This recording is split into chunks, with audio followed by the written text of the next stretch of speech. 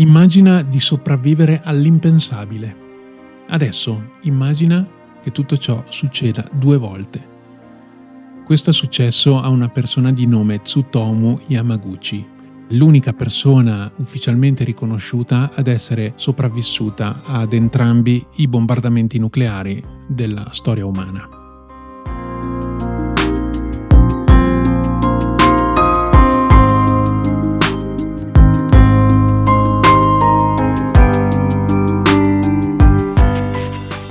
Esiste un termine in Giappone che è ibakusha e significa un sopravvissuto a un bombardamento nucleare. Come sappiamo, infatti, sia a Hiroshima che a Nagasaki molte persone, per fortuna, sopravvissero agli attacchi. Per definire queste persone è stato appunto coniato questo termine ibakusha, ma c'è un solo Niju Ibakusha, spero che si pronunci così, che è appunto Tsutomu Yamaguchi, questo ingegnere che sopravvisse sia all'attacco di Hiroshima che a quello di qualche giorno dopo a Nagasaki. Sembra incredibile, ma è così.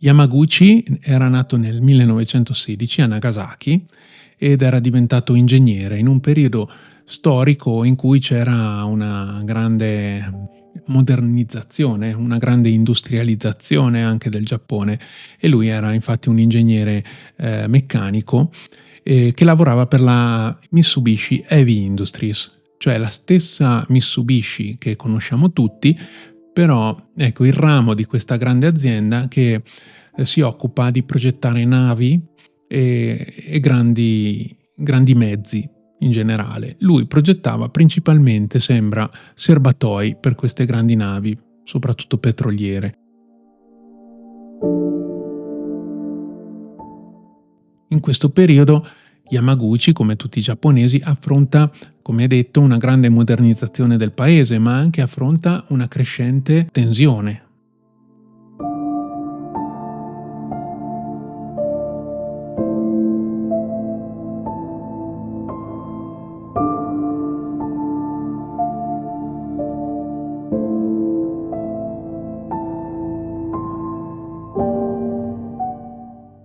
Una tensione che, come sappiamo, sfocerà con l'attacco giapponese a Pearl Harbor nel 1941, il quale attacco porta gli Stati Uniti direttamente nella Seconda Guerra Mondiale.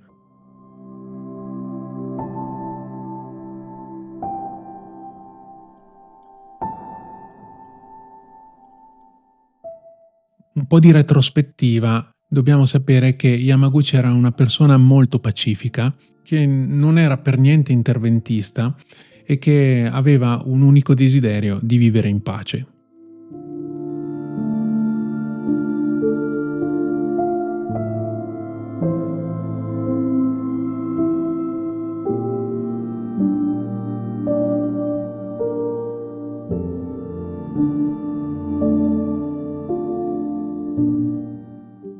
Comunque andiamo a vedere proprio i fatti che fanno rendere memorabile questa esistenza, questa vita straordinaria. Il 6 agosto 1945 Yamaguchi si trova a Hiroshima per un viaggio di lavoro per la Mitsubishi. È un lungo viaggio di lavoro di ben 3 mesi che termina proprio in quel giorno.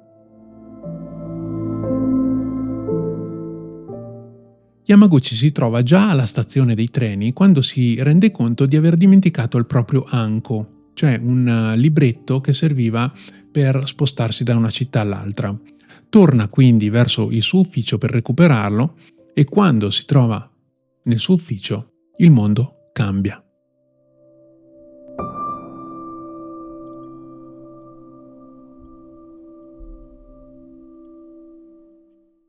Sono le 8:15 del mattino.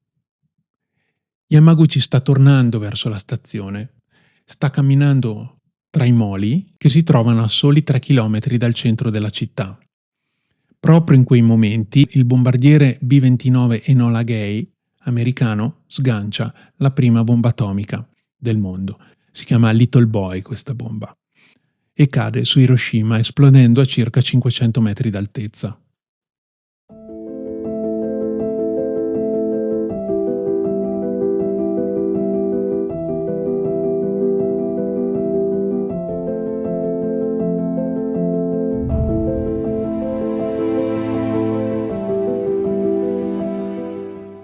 Yamaguchi in seguito ricorderà di aver visto questo aereo e ricorderà anche di aver visto 2 paracaduti che probabilmente sostenevano la bomba nella sua discesa.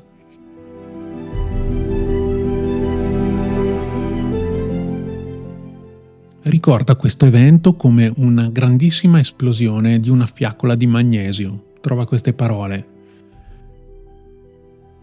Comunque la sua testimonianza è un terrificante sguardo reale su ciò che successe in quei giorni. Non è l'unico, perché come detto, Yamaguchi non fu l'unico sopravvissuto dell'attacco di Hiroshima. Comunque, il nostro Tsutomu sviene, poi si riprende, si accorge di aver perso i capelli, si accorge di non sentire più da un orecchio, si accorge di essere quasi cieco, di non vedere quasi niente, e quello che vede è prevalentemente fumo, polvere e devastazione ovunque. Gli edifici sono crollati o stanno per farlo, ci sono urla ovunque, c'è il caos più totale e assoluto e l'inferno sulla terra.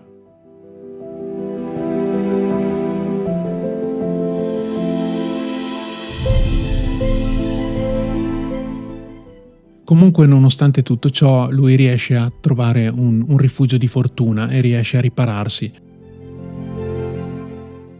Il giorno seguente, il 7 agosto 1945, incredibilmente, i treni erano ancora funzionanti e lui riesce a prenderne uno per Nagasaki. Il tragitto che fa è incredibilmente triste, lo descrive come una distesa infernale di esplosioni, di fuoco, di morte, di distruzione ovunque. Comunque, in qualche modo, Tsutomu arriva a Nagasaki.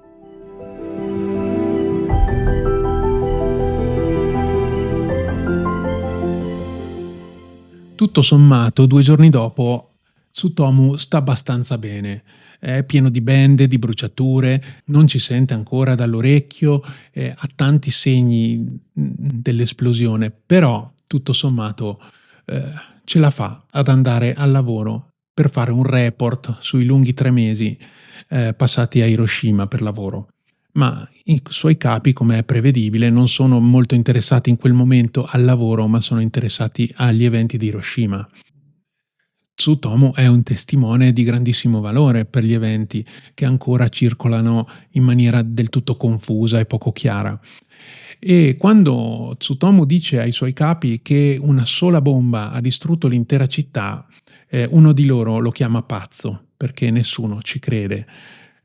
Tutto quello che sappiamo oggi, in quel momento, era vago, non si capiva. Comunque tutto navigava ancora nel caos. Ricordo che sono le 11 del mattino del 9 agosto 1945, quindi siamo a soli 3 giorni dall'esplosione di Hiroshima. In quel momento, mentre Yamaguchi sta ancora raccontando quanto avvenuto a Hiroshima, esplode la seconda bomba atomica della storia umana. Si chiama Fat Man questa volta ed esplode anche questa volta a 3 chilometri dall'ufficio dove si trova Yamaguchi.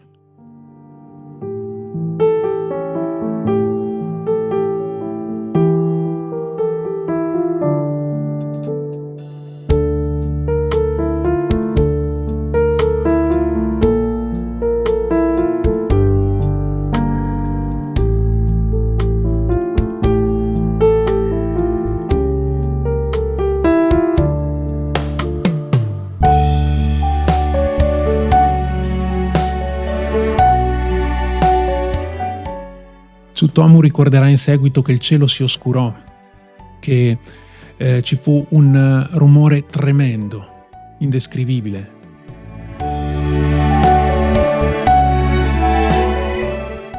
Per un attimo pensò che quello che stava vivendo in quel momento fosse legato in qualche modo a quanto vissuto a Hiroshima. non gli era chiaro e non era facile pensare che fosse un'altra esplosione atomica.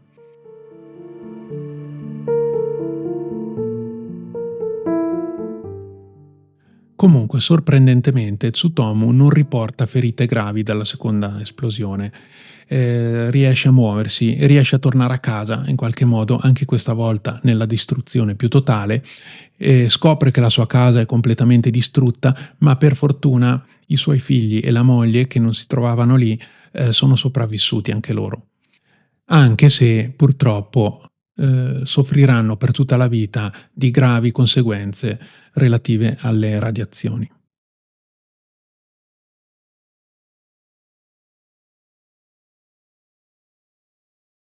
Questa è la storia di Yamaguchi, un uomo che è sopravvissuto a 2 bombardamenti nucleari, agli unici, per fortuna, 2 bombardamenti nucleari della storia dell'umanità. Lui rimase per anni un uomo normalissimo, che fece la sua vita continuando a lavorare per la Mitsubishi. Tuttavia, negli anni successivi, intorno al 2000, si rende conto che la sua vicenda è talmente particolare, talmente incredibile, che va raccontata, che va diffusa.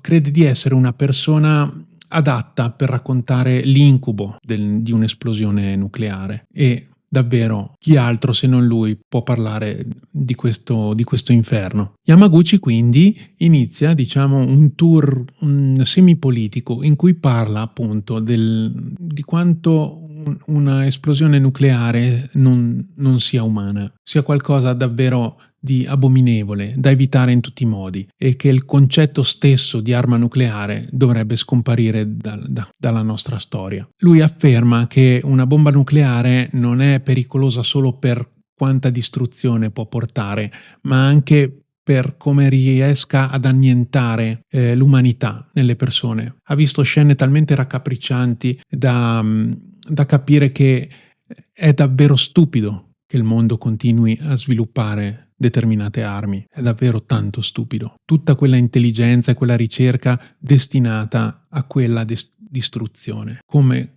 è possibile questa cosa? Negli anni '80 addirittura Yamaguchi scrive un libro che si intitola, tradotto, Una vita ben vissuta. Bel titolo. Sinceramente non l'ho letto, l'ho cercato ma non l'ho trovato. Se qualcuno di voi lo ha letto, mi piacerebbe davvero un commento qui sotto che dica cos'è questo libro. Sarei molto curioso e se un giorno lo troverò lo leggerò di sicuro.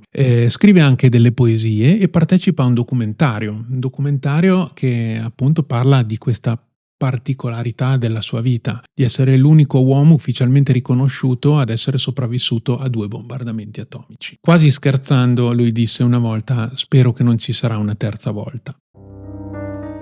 Il motivo per cui odio la bomba atomica è per ciò che fa alla dignità degli esseri umani. La mia doppia esposizione alle radiazioni è ora un documento ufficiale del governo. Può raccontare alle giovani generazioni la terribile storia dei bombardamenti atomici anche dopo la mia morte. Ditemi sotto nei commenti cosa ne pensate, non solo della vita di Yamaguchi, ma del fatto che nel mondo esistono, mi sembra, circa 10.000 armi nucleari e che tanto lavoro, tanti soldi, tanto studio, tanta fatica sono stati impiegati per svilupparle. Io non ho parole in tutto ciò, davvero non capisco.